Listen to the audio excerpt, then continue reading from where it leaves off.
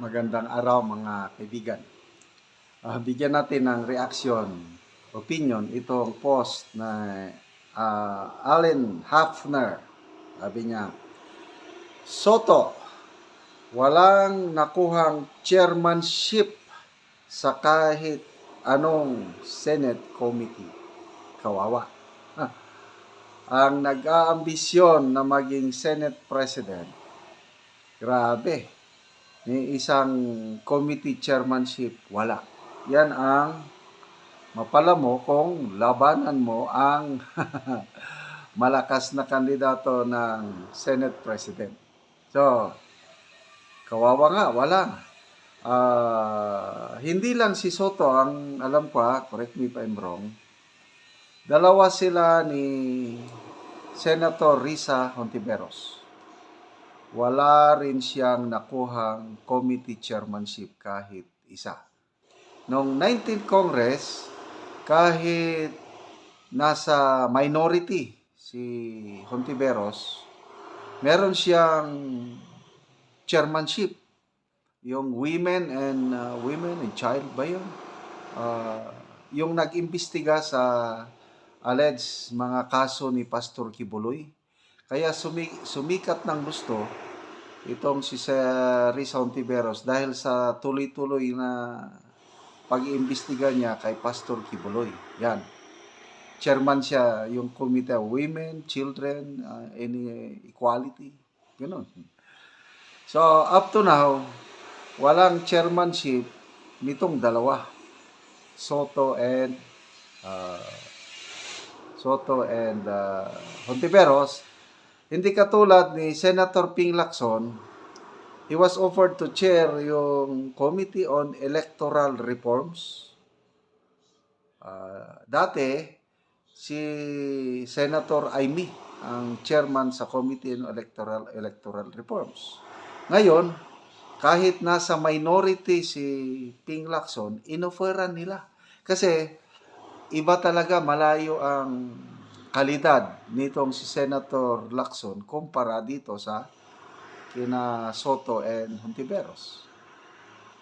So, parang yung nabasa kong post parang tinanggap o tatanggapin ni Senator Ping Lacson kasi magandang yun. Magandang committee rin, marami ang maitutulong sa bayan para mareforma ang ating electoral system sa Pilipinas. Okay. So ano pa? Ang mga committee. Isang committee importante ang wala pang nailagay na chairman. Yung Ethics Committee. Hanggang ngayon, wala pang chairman, kaya itong si PDP spokesperson, Attorney Ferdinand Topacio, parang humiling, sumulat pa sa Senado na kung pwede, bigyan na nila ito ng pansin at mamili na sila ng senador na ilagay na chairman. Nako, may naaamoy na akong magandang balita. Bakit pinupus ng PDP Laban na malagyan ng chairman? Alam nyo na, si Senator Risa Hontiveros, kasi kung iimbestigahan man yung nangyari kay Karine, yung Michael Mauricio na nag-recant sa iyang testimony, na binayaran lang daw siya ni Senator Risa, Ethics Committee yan.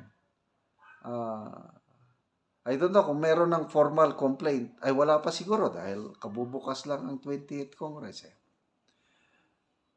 So, sino kaya ang magandang ilagay dyan? I'm sure, ang ilalagay dyan, nakikita ko lang opinion ko lang ito, isa sa mga members ng Duterte Bloc.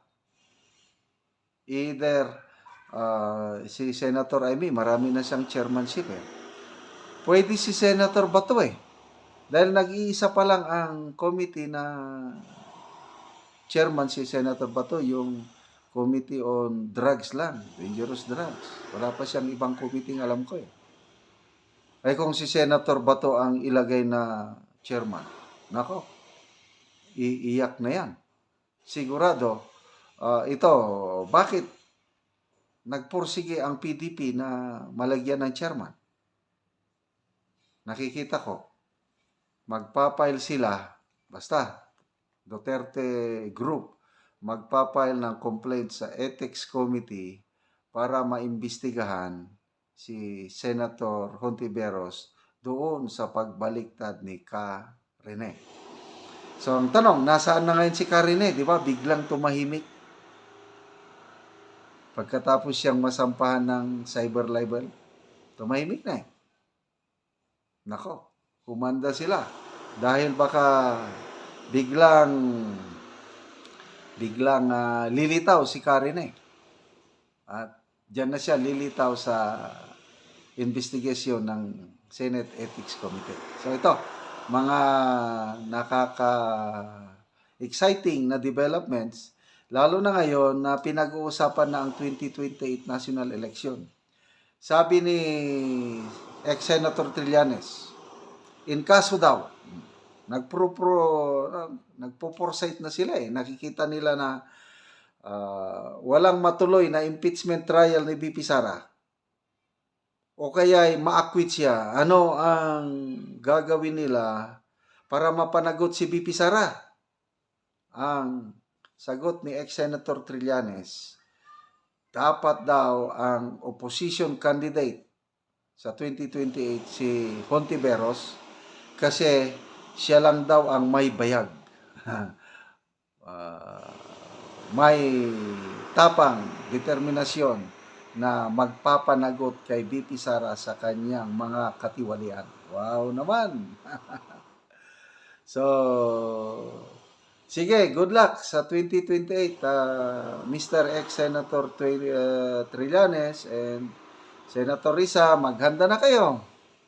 Kay kung Risa Hontiveros lang, nako na. Kung sa basketball pa, wala na. Lamang na lamang. O kung sa boxing pa, parang laban, ano lang yan, amateur versus professional.